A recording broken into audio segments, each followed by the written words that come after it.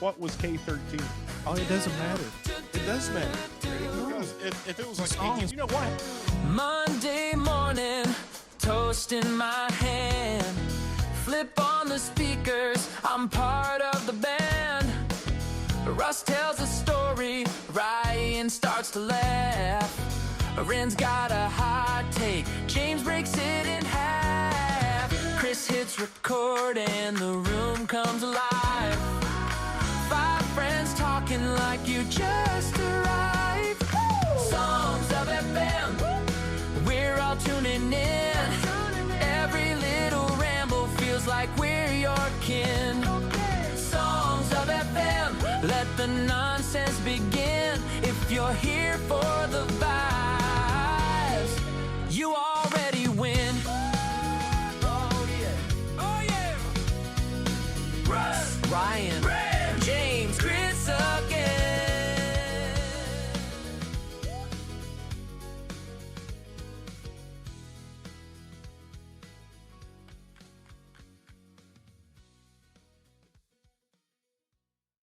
From atop of my humble abode here in the Boom Hall Studios, as we like to refer to it, I want to welcome you all to a brand new podcast called The Songs of FM, a brainchild of myself and Mr. Reynold Hall. How are you doing, Reynold? Doing quite well. Didn't get the snowmageddon I was hoping for, but we're all here. And And to be that honest, is, police is aware if it's relevant or not, but hey, and there you we're go. here. Blessing in disguise. And from 4 other undisclosed locations, joining us, Mr. James Allen. How are you, James? I'm good. When you said from the top of your humble abode, I'm like, wait a minute, Russ don't live on a hill. No, But- it's upstairs at my house. Oh, in the luxurious Boom Hall Studios. Also, Mr. Ryan Mitchell. How you doing, Ryan? I'm good. We did get some snow, and I walked to the bar, and I was kind of like Jesus because we had so much ice. I just walked on top of it. And then finally, from There's Master only- Control, we refer to him as the Master of the Universe because he controls everything we're doing. Mr. Chris Parsons. How you doing there, Christopher? I'm doing pretty good. I'm just jealous of Ryan and his snow. Yeah, we got a real wet mess up here. But anyways, no more on the weather. This is the Songs of FM podcast. 3 of us, myself, Reynold, and James, are members of the Sons Band, formerly known as the Sons of FM. So that was how we come up with the name. Ryan was the genius that said, hey, just throw in a G. So it's the Songs of FM, and we're going to discuss music mainly, but pop culture centered around the 80s and 90s, what makes us tick as 5 friends that, the best conversations you will hear will be the ones you will never hear off air. But that's just because it's stuff that wouldn't really fly for everybody. But anyways, I just wanted to tell, let everybody know what we're doing here. It's centered around music itself, but us being musicians, a lot of the content will be kind of involving the Sons and how we operate, and Sons adjacent. But Reynold and I just decided we wanted to, and from now on I'm going to refer to you as Ren, no more Reynold. Great. Sometimes I like to be kind of appropriate there, or whatever you want to call it. Yeah. But we decided we wanted to do a podcast. We'd done podcasts before, each of us separately. I've done several with Chris, but we wanted to just bring it together and have a melding of the minds, and give you all hopefully some nice 80s, 90s centric music, pop culture content that may just tickle your fancy, and all of it will be bathed in a little bit of comedy. So we're And gonna, I tell you what, Russ, we finally are at the point where I get to talk about our sponsor for the show. we've got a The sponsor, show. we have We a get, sponsor? yeah, man, I've been working hard behind the Where's scenes. my royalty check? right? You'll get it. Don't worry. Every show, we got a sponsor. So let me go ahead and read that ad for us before we get started into the thick of it. And now a quick word from our sponsor, at least the one we still existed, Blockbuster Video. That place where you could rent a movie for 3 nights and pay extra if you didn't return it on time. They had everything: new releases, old classics, and that weird smell you can only describe as carpeted nostalgia. It's gone now, obviously. I think there's one in Oregon, maybe. That guy's still hanging I on. think that's I the heard. last one that exists. But somewhere, your late fees are probably still accruing. Blockbuster Video, may you rest in peace. Hey, Ren, you haven't signed that contract. It's not official yet, have you?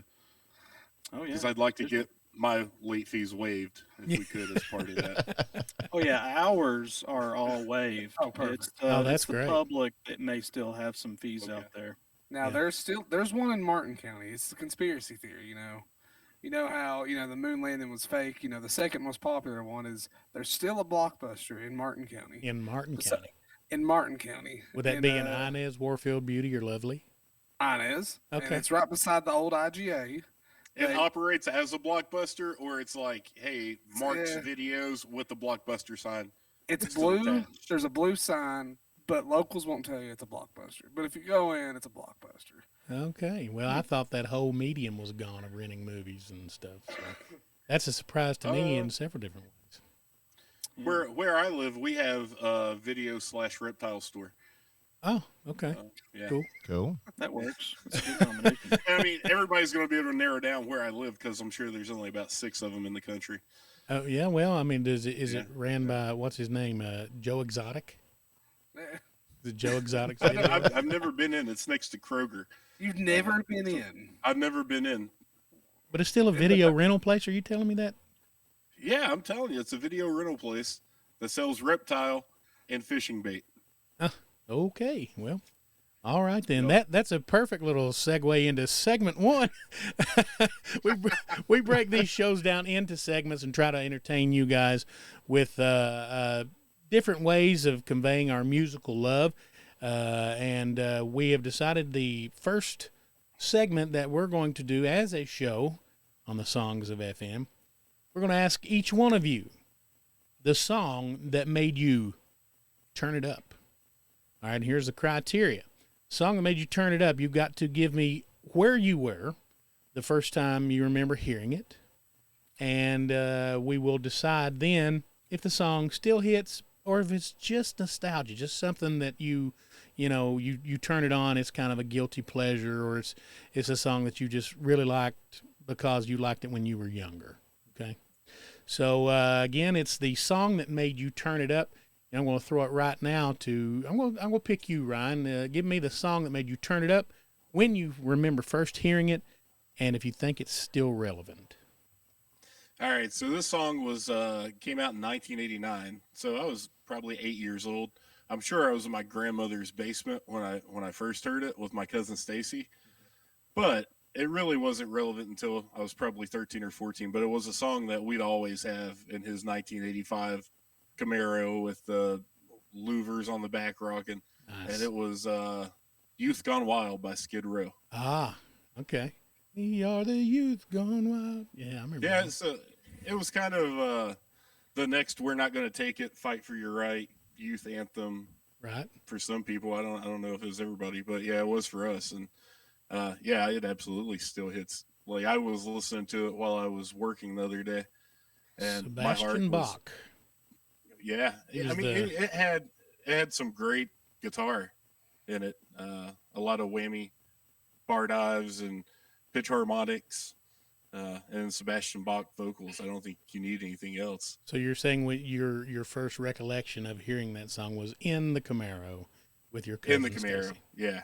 Nice. And when it actually hit, I'm sure I heard it in '89 when that record came out because that was a great front to back. And he would always come down with a Walmart bag full of CDs, and we just sit there and listen to music all weekend. Nice. So yeah, the Camaro is where I remember it the most. Always good memories. Song. That's one thing about music, is I think a song or a smell, especially for me, are the things that bring back memories more than anything else. A song and a smell. All right, James, what's a song that made you turn it up? When I had a few, and then you mentioned when you first heard it. Yeah, or I think first it's a remember hearing it. personal experience. Yeah, You know, absolutely. And that rules out everything 90 and before for James. Hey, my parents were 80s heads, okay? So I remember sitting at the Martin Family Dollar, and Mama just picked me up from school, and she loved Bon Jovi, and she had a CD playing. I'm younger, and we ain't got as cool as cars as a Camaro, blank jamming Skid Row. So it was. So you had a Toyota Corolla with louvers on the back. No, it was a little bit cooler than a Corolla. It was the first year of the Chevy Avalanche. Okay. Which I thought those trucks looked cool. Did they get 8 miles a gallon? Yeah, but it was cool. It was a cool truck. And Mom went in and she left the Bon Jovi CD going, and "You Give Love a Bad Name" by Bon Jovi come on that CD. And I remember reaching from the back seat to turn that up, and I started learning the lyrics word for word. And by the time she come back in from Family Dollar, I was singing the first verse. "You promised me heaven, but you put me through hell." Yeah. And by gosh, did she whip her head around when I sang that verse part? Because I kept repeating it. Proud mama moment.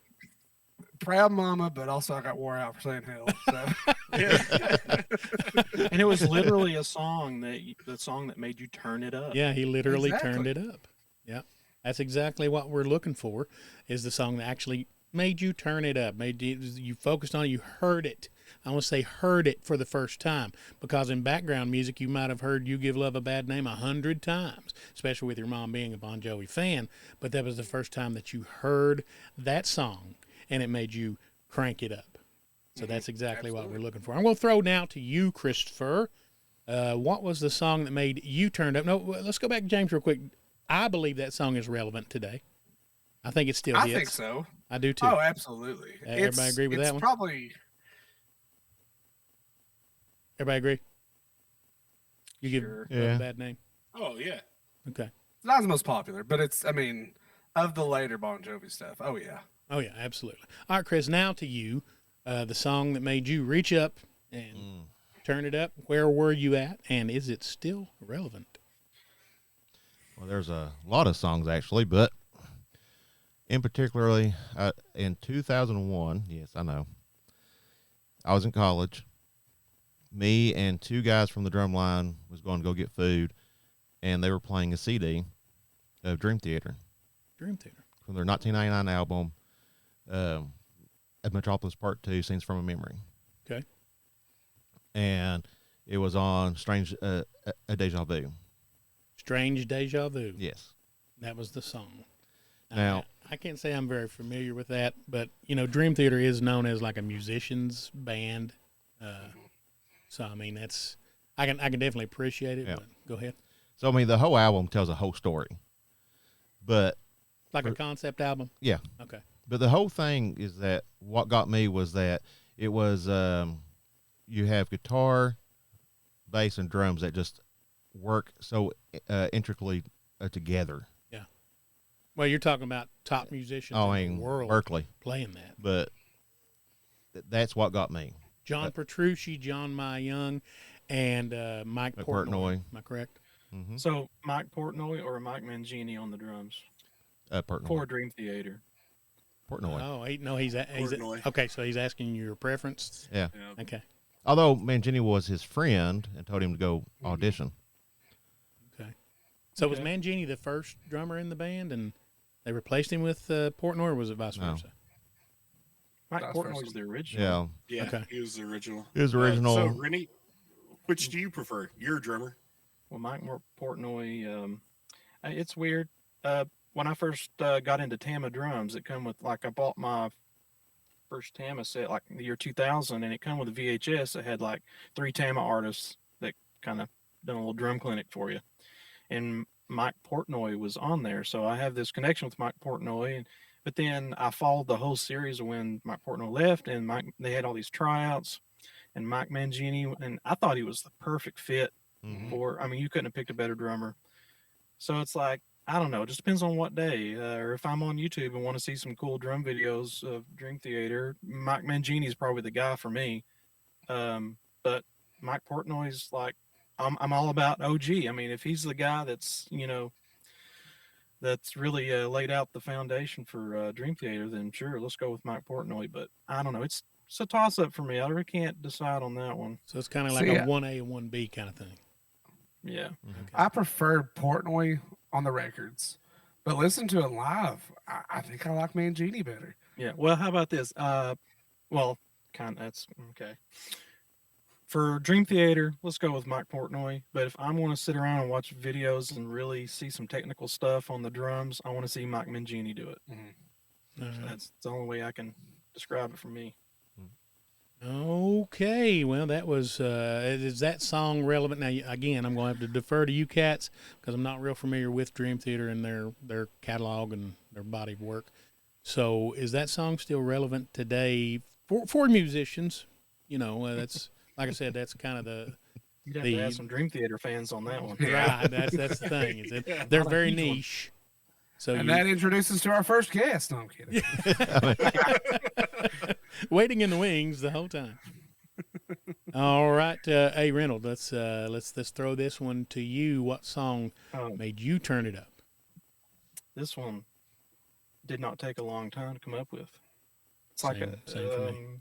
I don't know. Anyway, let's get to it. One Sweet Day, Mariah Carey and Boyz II Men. Okay, would not have thought that, but you know. No, not Dave Matthews, not this time. Right. I was 12 years old.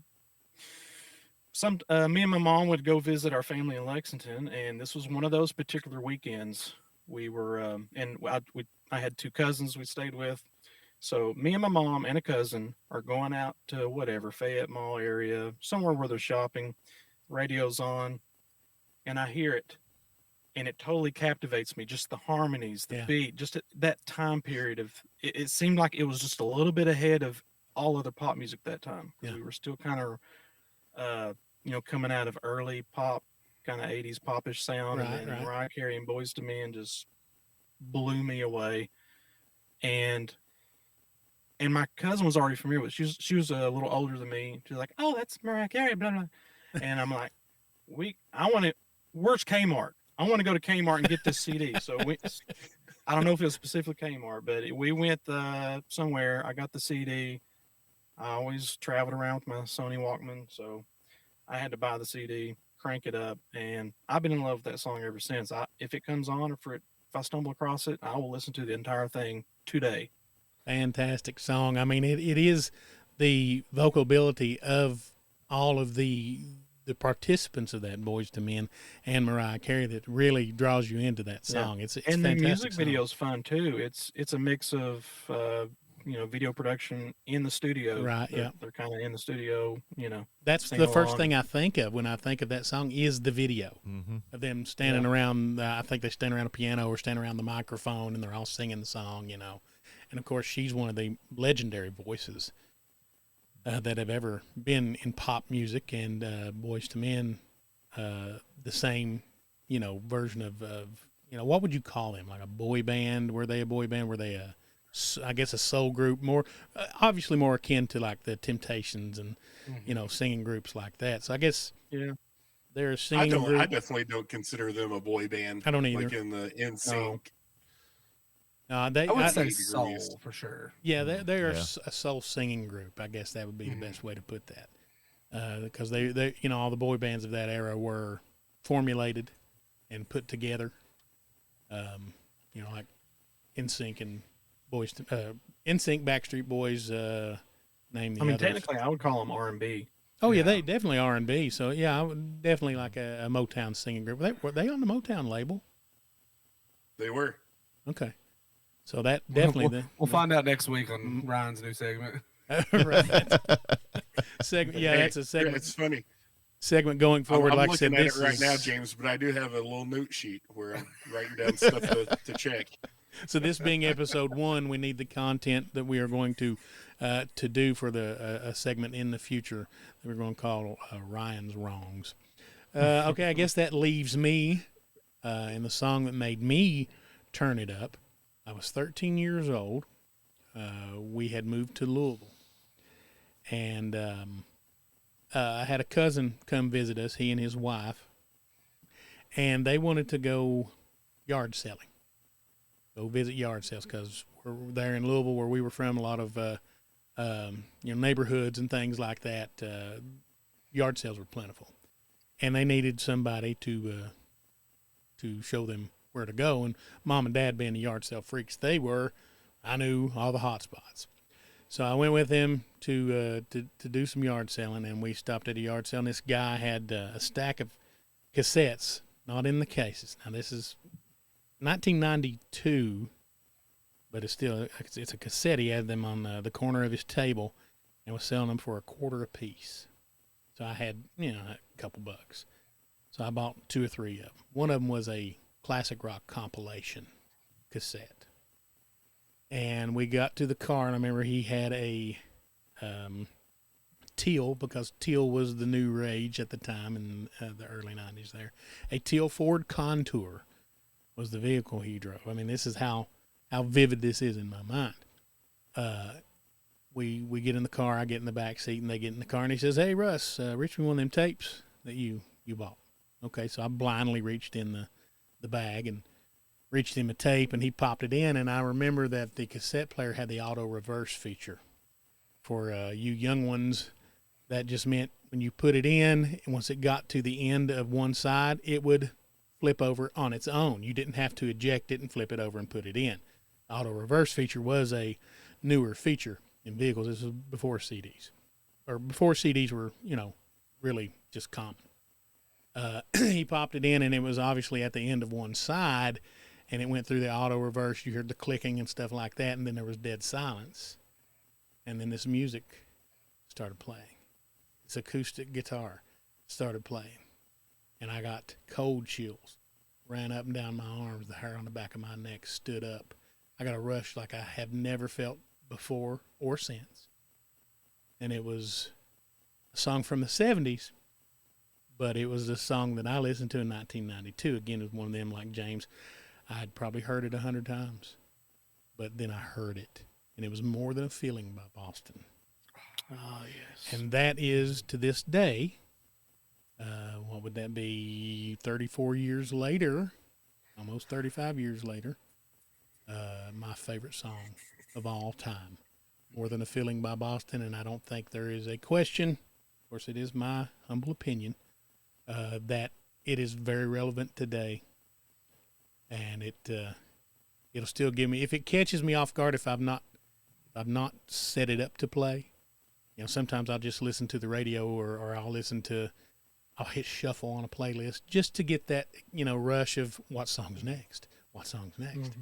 And if More Than a Feeling can come up in one of those, I still get a tinge of that little thing, but nothing like I did that day.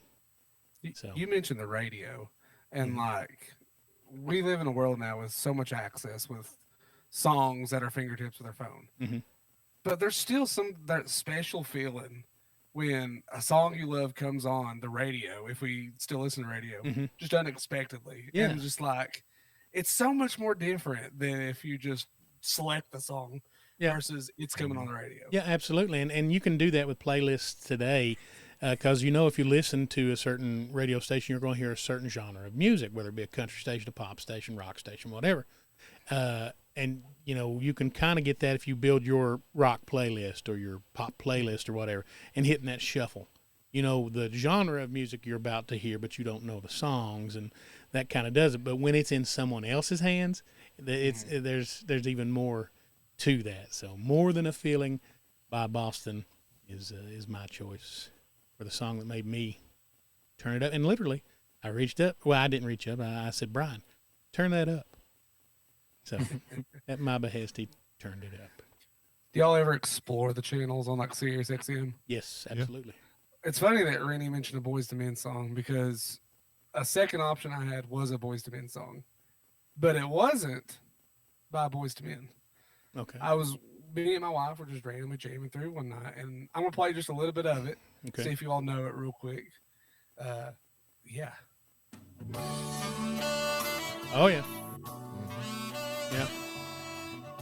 So we heard it on one of those jazz stations, and it's by Kirk Whalum, just playing "I'll Make Love to You" on sax. And there's a live version of him doing it at some jazz festival in Uganda. Yeah. when you get a chance. I mean, I'm not gonna play the whole thing, but you all need to go check that out. It's unreal. Kirk Wayland or Kurt? Kirk Whalum, like whale, Oh, but okay. take out the E and put a UM. Okay, Kirk Whalum. Y'all check that out. I think back in my DJ days, I had Oh yeah. instrumental artists on cue for dinner, Mm-hmm. whatever. Times when you just need instrumental music, and I am pretty sure that Boyz II Men song was on there. It's so good. Oh yeah, It's just so good. just that vibe, kind of laid back. That's perfect. I personally, I done DJing too, and I personally would like pick kind of like yacht rock music, soft rock. You're lay back and listen to a little Ambrosia as you're enjoying dinner, and then people get up and you fire up all the dance music and stuff like that. So that wraps up segment 1, which was the song that made us all 5 turn it up. Hey Ryan, how about you lead us in with segment number 2? All right, for segment 2, we're going to call it Hired Gun. You get a call to join any major band or artist, alive or not, touring or not, frontman or in the band. Who are you going to say yes to and why? That's a good one. Let's start with Chris. Chris, you get a call to join any band. Well, I don't care which one it is, really. Oh, That was my initial thought too. I'll was, take anything you got, sir. Yeah, really. I was like, I don't How care. much is it? How much is the pay? Yeah, I don't care.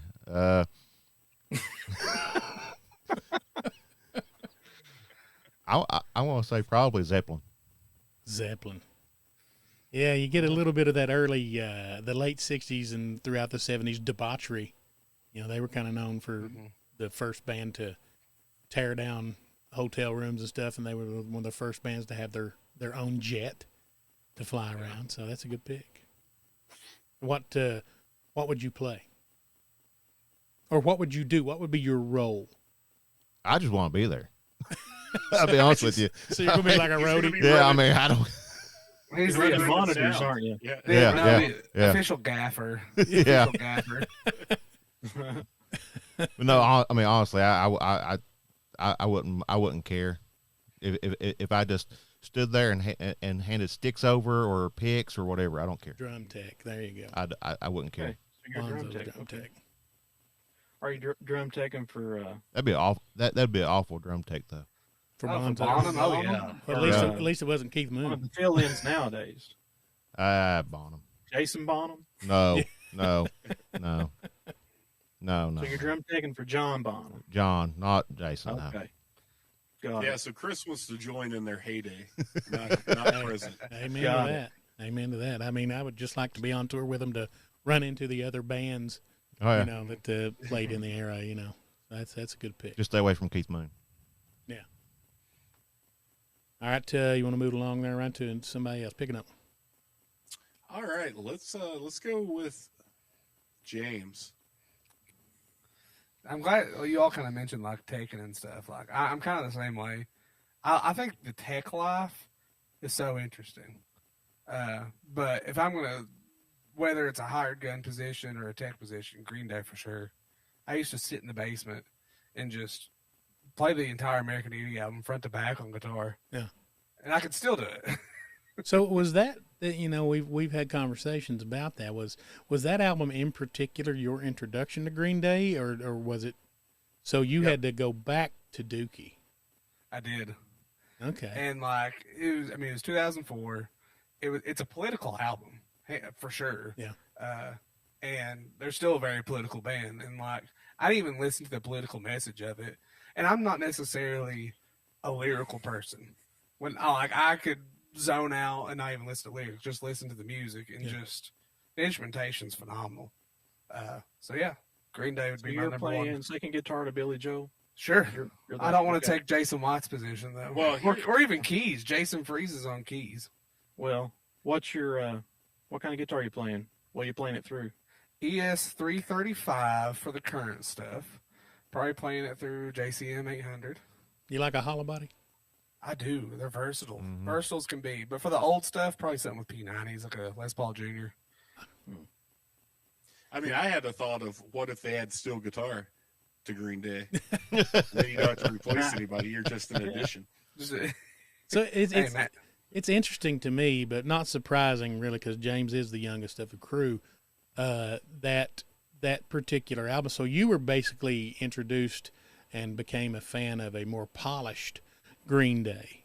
Yes. Even Dookie was, it was the infamous, story of Green Day and their success with Dookie, that Dookie was even more polished than they originally were.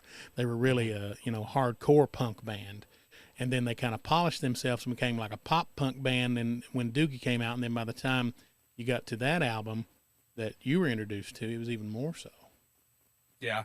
And it was the big movement of like early 2002 kind of started more of the emo scene. Mm-hmm. Bands like Simple Plan, Good Charlotte.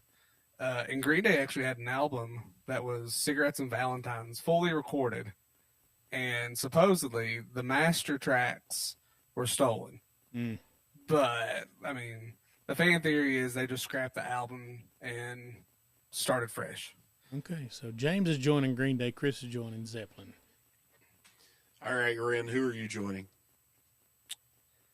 Perfect timing. He's getting ready to call. Hello? Hey, Chad. I'm actually on a podcast right now, but I told you that would be happening. Is that Will Ferrell? Are you serious? Don't say it too loud, he gets offended by that. He does. Well, sure. I mean, I've been waiting for this for quite a while. Awesome. Okay, just, keep me updated. It's going to be Nickelback, right? Chad, man. Chad, it's Nickelback. Daniel Adair. Oh, wow. Wrong John. So we were all man. thinking They're Chad on the Smith. I was thinking Chad Smith, Chili Peppers. And first it was Ryan Vidigal, whatever his name was. Daniel. Now me. I get to play live at Sturgis. Are you looking forward to playing Animals? I'm looking forward to playing every single song in their collection. That is something that I kind of knew about Rennie, but it has been really reinforced in the preparation for this podcast and how big of a fan he is of I've got Nickelback. DVDs of some of their live shows. Cool. Didn't Daniel Adair, he get real sick and like he tried to step down and Chad Kroger was like, buddy, you're part of the band. If you need to take a break, we're all taking a break. Oh, yeah, I seen that documentary. I cannot remember who they got to fill in. But, yeah, Daniel ended up coming back, feeling better. Mm-hmm. He does the high harmonies, so it's the perfect gig for me. So you're gonna, And I've always wanted, like, me and Russ, we always talk about these tribute gigs or these little projects we want to do is just to check off the box, bucket list stuff. Yeah. Well, I've always wanted to do like a 12-song run, a Nickelback cover tribute show. And me and Jason Gobo actually were really close to it at the theater in Paintsville. Well, you had a guy that really kind of looked like Chad Kroger. I mean, he was a fan too, and that's probably why it kind of rubbed off on me. Yeah. But we were pretty close to getting something, and then he moved away. I think we should do it. Let's relaunch it. I know Animals on guitar. Huh? Cool. Yeah. Well, then you got 2 or 3 guys that could possibly play. I could sing some Chad Kroger. You're going to have to get a wig. And I would have to lose about 110 pounds. Hey, we did get a request for some Nickelback one time we played High Country. I mean, this could be something. Something's weird going on, man. This 90s is kind of the new classic stuff everyone wants to hear now. I played at Bank 253, and there was a guy who appeared to be older than me requested Nickelback. And I ended up just strumming and humming along with it. They hit the scene in the very late 90s, didn't they? 98, 99? Yeah. This they is really How You didn't Remind Me? Hit it till their Silver Side Up, I think. How You Remind Me. Yep. Like 2001. Yeah, Silent Bullet. they along with Creed are one of those bands that get a lot of I guess it's social media created hate, if you want to call it hate. It's more like just for comic relief, if you ask me. But it's I think, in my opinion, what happens is you have kind of like, because we were big on Creed, right? Absolutely. When we were playing, and the first album was out, the second album just come out, and not a lot of people were listening to Creed at that time. And I assume it was probably the same with Nickelback. And then once they become popular, then all the people that thought they were cool because only they knew about Creed, then they kind of were like, well, they suck now. At least that's what I think I did until like a year ago. And then I was finally okay with coming out and saying that I think Creed's okay. Yeah. Like I went into like a 20-year. I never went in. I never went a 20-year. Like, I'm going to make fun of Creed every chance I get. And finally, I went to a concert, and it was the greatest thing ever. I mean, it brought back so many memories of when Russ and I played together. I mean, it was great. Now I'll go see Creed anytime they're near now. The thing that really, getting back to Nickelback, the thing that really always attracted me to Nickelback was the fact that they did practically all of their own production. Chad Kroeger is kind of a jack of all trades, writes the songs, sings the songs, plays the guitar, and he was their producer. Great perfectionist. Yeah, so I mean that's something that I really dug about him, right? They were gifted one time a bunch of unreleased recordings of Dimebag Darrell, and they incorporated one of his unreleased solos into one of their songs, "Side of a Bullet." So was it Dimebag himself, like a stem or something, playing it, or was it one of them learned it? It's actually Dimebag playing it. Yep, they took the track from it and put it in. That's cool. That's a cool nod to Pantera and Dimebag Darrell. Right? All right, Russ, so I guess you are now looking for a co-host since he's going to be on the road with Nickelback fairly soon. Yeah. Who are you going to leave us for? I have thought long and hard about it. Did I want to experience the debauchery of a rock and roll band? Did I want to just enjoy the laid back lifestyle of somebody that's not real prominent, but plays music for a living? That's the goal to me, is play music for a living, make the money to provide for my family by playing music. Fame, fortune, all that stuff, let it be what it is. But I would probably have to go with the Eagles, just for prosperity's sake. I know that Don Henley doesn't have that great of a reputation. There was a lot of infighting towards the end. I mean, a lot of bands, when they end, there's a lot of infighting, and that leads to the end of the band. So maybe the early days of the Eagles, when they weren't, like the gods of music at that particular time, and still get to experience that California sound, and hanging out with Jackson Browne and hanging out with J.D. Souther, and just witnessing those songs being written. I would just sing back up, or I would go grab coffee or anything of the sort, because I'm not going to replace any of the vocals in the band, and that's all I do. So I attest that. But like I said, just getting the coffee, carrying the hotel room keys, anything they need me to do just to tag along with the Eagles in that era. So the Eagles are for me. So, well, according to Joe Walsh, there'd be a period where you'd be replacing hotel room furniture for him. So suits and they did a lot of that. That kept you busy. Well, their manager was really on top of all that stuff, so I would only be in the way if I tried to interject myself in there. So I if there is the position of fly on the wall, that is the position I'd like to fill, just to coast along with the Eagles in that time period. Didn't they get caught at the airport with pot? And their manager talked to the TSA guys, and they said still to this day they have no idea what he told them, but they were able to pass through.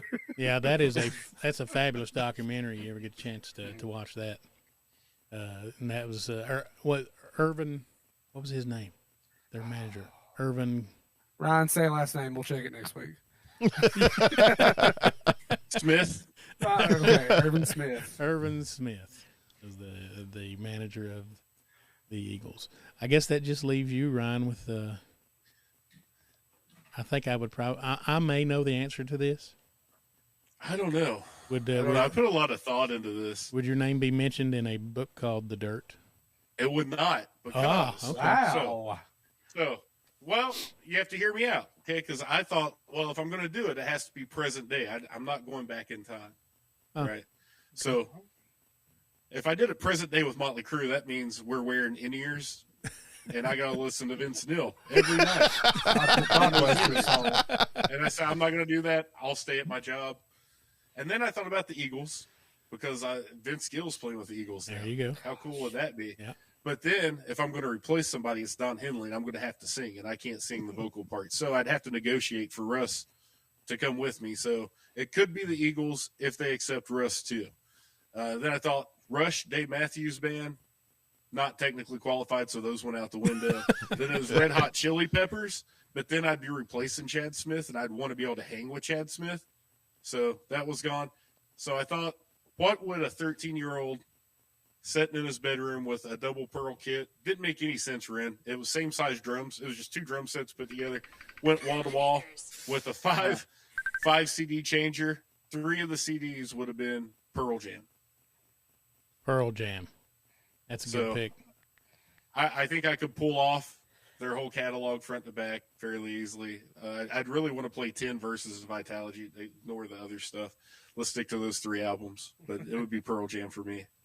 And then the bonus for that would be spending time with Eddie Vedder on the bus watching those misheard lyrics videos and getting him to fill me in on what they really are. Yeah, that's a good one. Yeah, I have to agree that that on its own would keep you guessing. It's like you're constantly referring to a Sudoku or a crossword puzzle, just trying to what the lyrics were to those Pearl Jam tunes. So that was a good pick, and being a child of the '90s, I guess that really goes back for you to be able to fill the shoes of somebody that you really respected and somebody that you really loved from your adolescence. All right, that leaves us with the hired gun segment, which was Chris. Who was it you picked? Zeppelin. Zeppelin for Chris, Green Day for James. Was it Boyz II Men, right, Rennie? You're going to replace a rolling drum machine? I'm replacing Mariah Carey. No, it was Nickelback for Rennie. It was Pearl Jam for Ryan. It was the Eagles for myself. All right, this is the portion of the show that is bound to be the funnest and have the best content. I'm going to throw you to our resident game show host, Rennie Hall. Everybody, take it away. Let's play some games. And we always like to warm up sometimes with a little mini game before we get to the main game. So, James, you got a keyboard in front of you. You can do some stint parts, and you can let us, take a guess and take it away. He's got one in front of him, one behind him, one to his right. Keyboards everywhere. One under him. He's sitting on one right now. I am. I've counted 5. Is this a keyboard, technically? Technically, yeah. Yeah. Hey, if I'm at school, creative juices are flowing, I ain't got a keyboard, I'll route it. Can you do that? Like I like to do, drumming on the desk or drumming on the dashboard or something like that. And actually, my dad, I grew up and he sung with a real prominent piano part. He'd play the piano on the dashboard, So All right. You're going to play us a tune here, right? And we have to guess it. I am. We're going to start off easy. In my opinion, it's easy. I was going to say, in your opinion, it's easy. Yeah, I'm a keys player, so I'm always listening for the keys parts. Maybe you all, I don't know. I still think this one's easy and kind of prominent. Ready? All right. Oh, wrong part. My bad.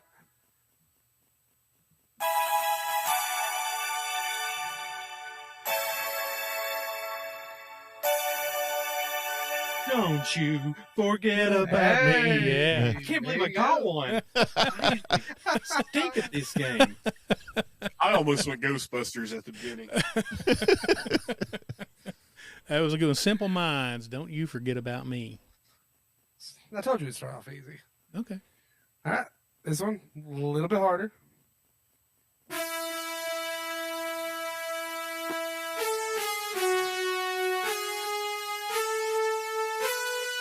That is Glass Tiger. Don't Forget Me When I'm Gone. Did you see what I did there? Because the titles are so right. similar. I was getting ready to say, is there a little tie-in with the titles here? My mom was going, don't forget. Wait a minute. We've already said that. Yeah. See? I got tongue-tied on my own thoughts. Don't forget me when I'm gone. There's a reason we have to say the artist when we call out those songs. Yeah, for James and Ren and I, We have to, and especially it's really because of our drummer, Jeremy Barrett. I have to say, "Hey, hey, hey, hey" is the Simple Minds song, and then I have to say "Glass Tiger" for the other song, because if you say the titles of them, it gets them confused. All right, so we got Randy's at 1, Russ is at 1. Are y'all ready for the next one? Sure.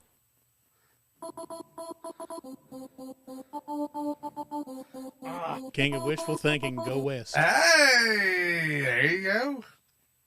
Yeah. That was on the what was the Julia Roberts movie, Pretty Woman soundtrack. I had the cassette single.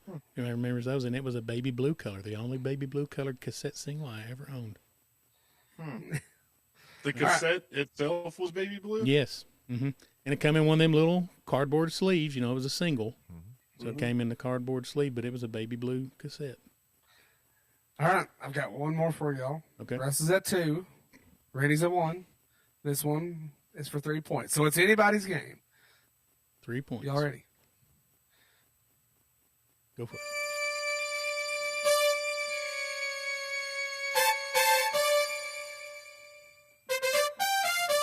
Jungle Love.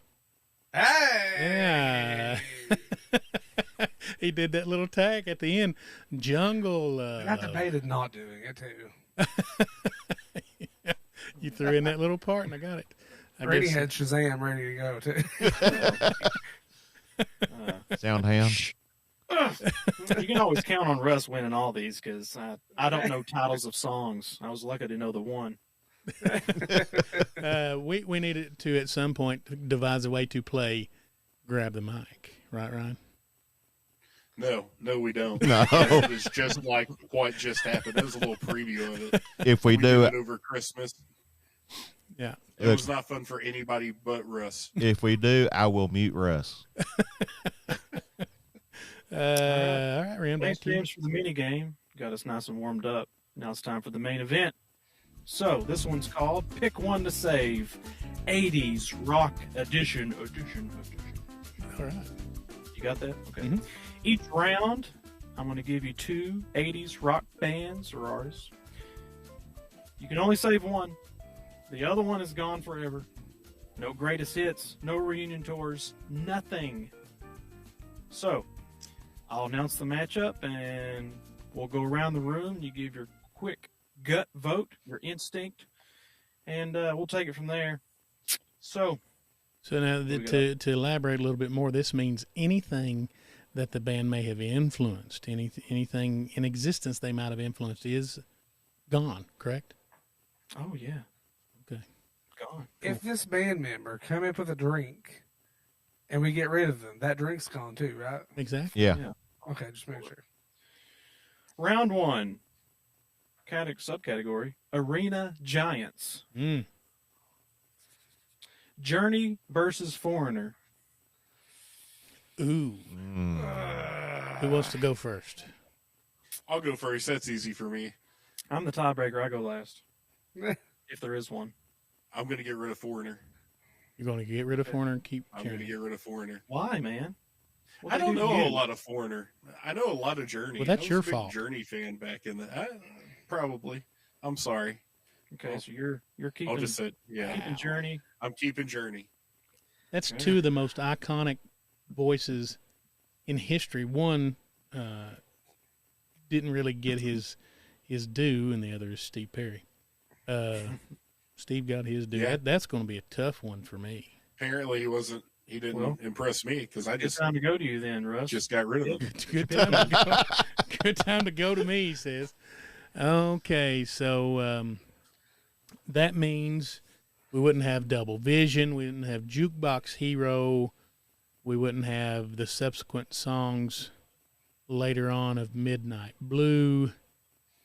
Boy, that's a really tough one. And Journey, Don't Stop Believing has gained a new life through social media, and that's not nearly my favorite song by Journey. And I just trying to picture myself sitting back and letting each playlist fly and which one's going to do more for me. Gosh. Say it. Who would Don Felder tour with without Foreigner?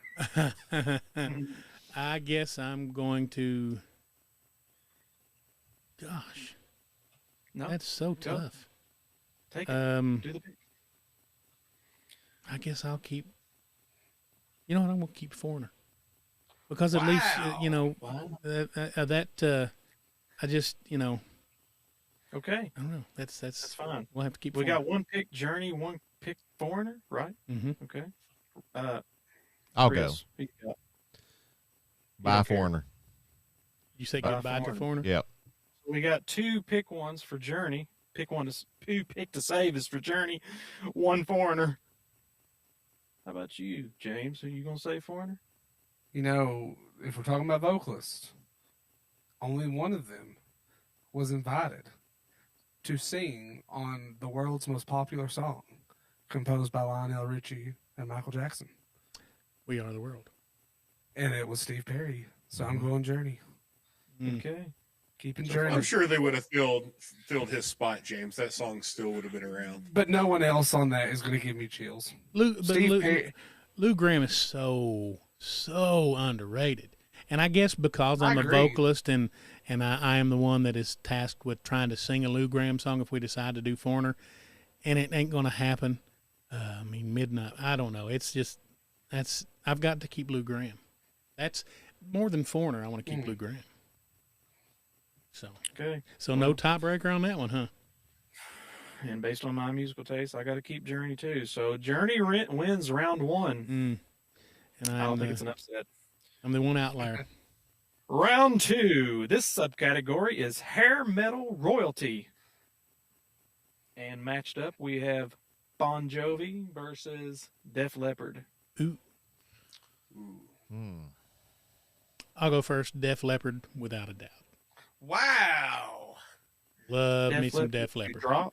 No, I'm Or you- keeping. I am keeping You're Def saving, Leppard. right? Okay, yeah, the one you name is the one you save, obviously. Yeah. Got it. And yeah, I'm definitely keeping Def Leppard. Ryan? Oh, I'm going to keep Def Leppard as well. Okay. I'm just surprised. Usually Russ has a debate. He goes through it. So I'm really eager to know why he was so quick with Def Leppard. Just the songs. That's it. The songs. Got it. Chris? Def Leppard. James might be the one outlier here. Yeah, James, you already know it's Bon Jovi Yeah. for me. Just by previous statements and So- segments. I can't get behind the overproduction of Def Leppard. Yeah, I mean, He had one arm, James. He had one arm. Came back after a car accident with one arm. He's still got 2 feet. He ain't doing double bass. was that or their I'll music follow doesn't I'll need double follow it bass. on. Well, I'll say keep Def Leppard. And the main reason is when I was in high school pep band, every basketball game we had to play "Living on a Prayer." Yeah. You know, is it bad for me to say that a lot of my choice there was not only the songs of Def Leppard, but the fact that I hate "It's My Life" with a passion? I hate that song. It's now or never. I never live forever. I get the same kind of feelings. It's like Bon Jovi comes on, I'm like, Wow, But I think we need wow, to make wow, sure everybody wow. understands what just happened. Not only did we remove Bon Jovi, We removed Richie Sambora. no, we removed James' song that made him turn it up moment. That was so big in his life. And we also changed the first segment of this show. Wow, we created a Man. paradox. that is a paradox in the head. Uh-huh.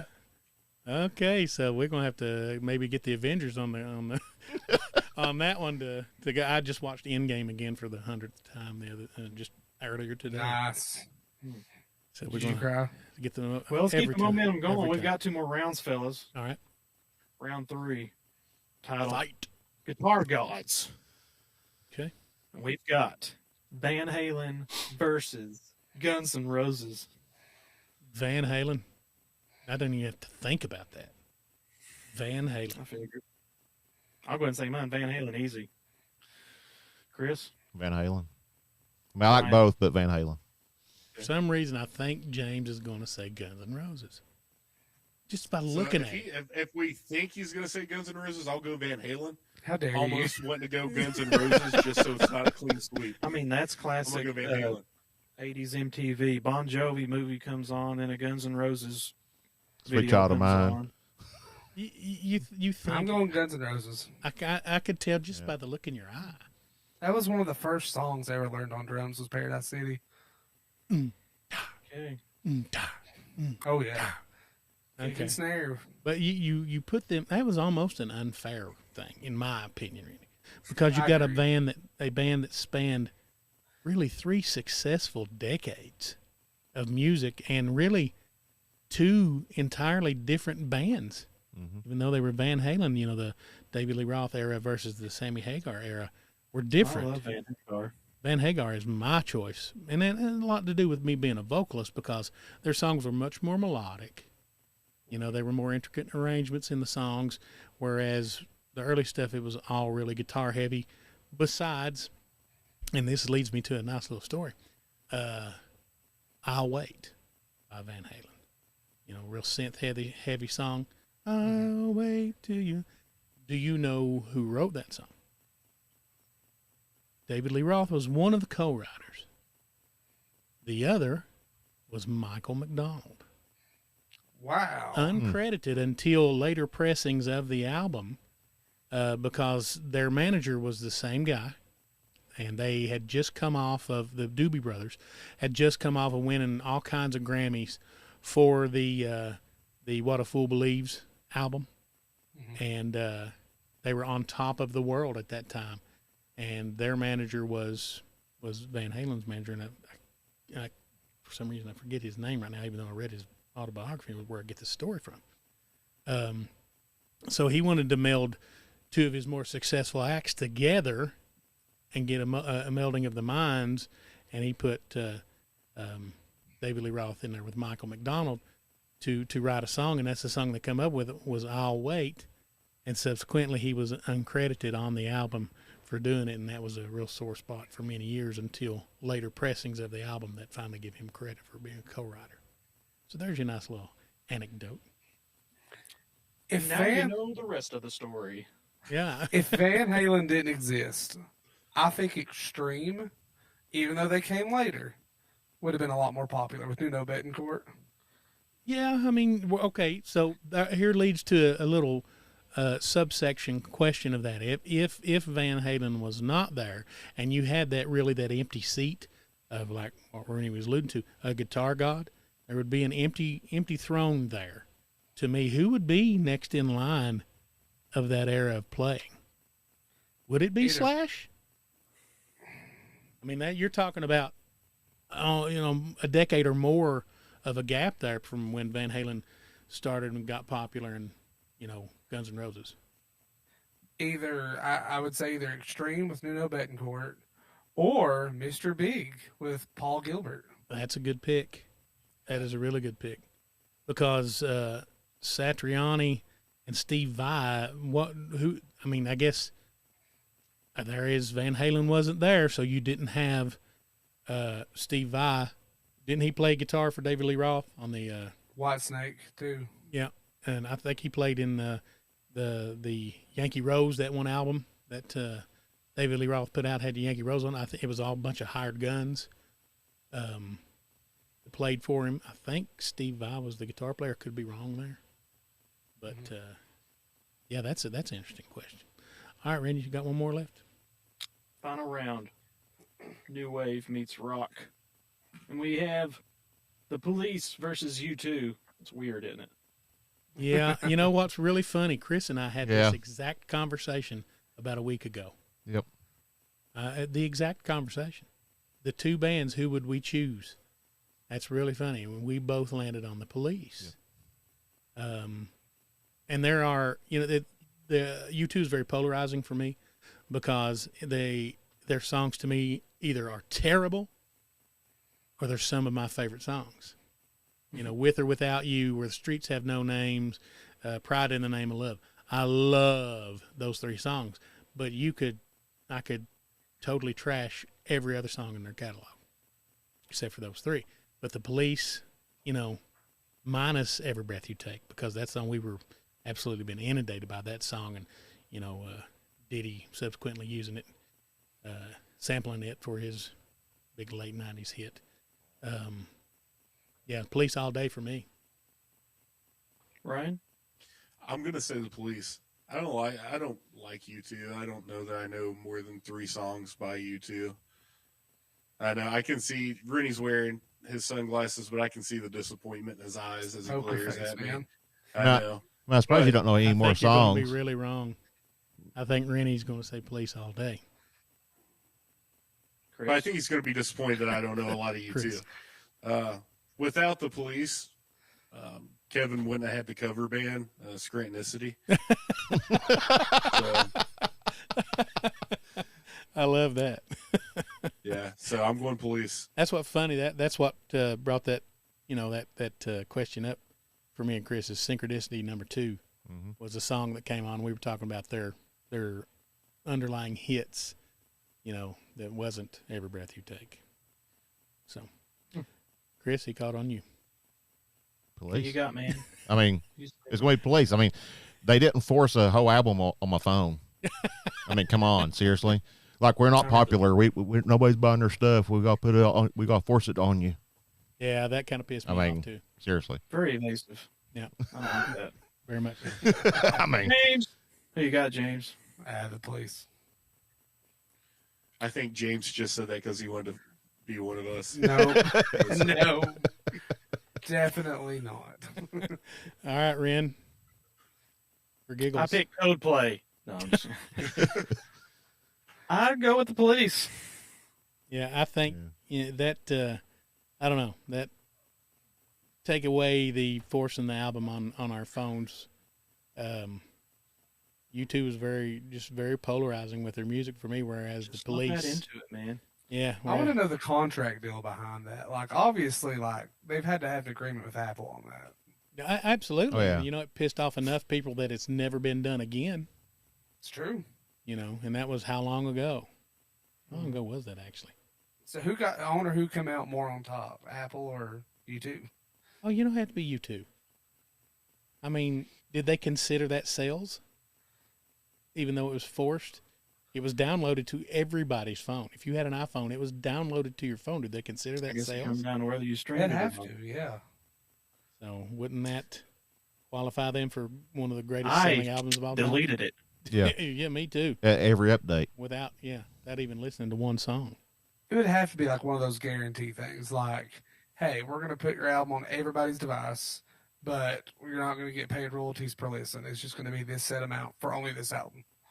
It would have to be. Yeah, the greatest selling album of all time thing come out of my mouth there, and it was just yesterday that I was reading. I was on the internet, and the Eagles' Greatest Hits Volume 1 is officially now the greatest selling American album of all time. The greatest selling album of all time. 4 times diamond. That means they sold over 40 million copies of that album. It beat Thriller. Yep. Wow. Sure did. And actually it beat Thriller way back because at the turn of the century, it was the greatest album, the greatest selling album of the 20th century. Mm-hmm. So now it's of all time. 4 times diamond. So that's pretty awesome. We'd play it, but we can't afford it. Our sponsors don't pay us enough. No, I know, and Don Henley would have us, right in his sights. And I guess that was the last round of that rental. And with that, anybody got any closing statements, arguments, anything you want to say? Well, I just want to say that I'll go ahead and tease the next one. Whenever we play this again, we're going to go over 90s alternative. It's going to be our category. All right. And the games will change if you guys enjoyed that. They will change. We will have the name that tune essentially from James, name that synth. We will have the keep one. Is that what we're officially calling that, Ren? Is keep one? Pick one to save. Pick one to save. So pick one to save is officially the name of that one. And he's got some other games up his sleeve. He is the resident game show host. He is our Steve Harvey. So he will come up with different games. We'll do that every episode. We'll have a little segment to play games. All the segments will be different. It's just, we work on this ahead of time and try to just throw out what we think will keep everybody listening and enthralled in this one, episode by episode. Anybody else got anything to say as we close out? Don't forget to visit your local Blockbuster. Yeah. You could find this podcast right now. You're listening to it on one format or the other, but you can find this podcast on Apple Podcasts, James. Not iTunes. I didn't say iTunes. You can find it on Spotify. You can find the visual version of this. Yes, you get to see our lovely faces on YouTube and any of the subsequent podcast platforms. You can come and listen to the five of us just talk about stuff relevant to music in our lives and pop culture and all that good stuff. This has been the Songs of FM podcast. We want to thank you for Chris, James, Ren, and Ryan. I am Russ, and remember, music. If God made anything better, he kept it for himself. We'll I see y'all thought you were next about to go Bob Barker. Remember to span due to your pants. Happy San Diego. time. We'll see y'all next time.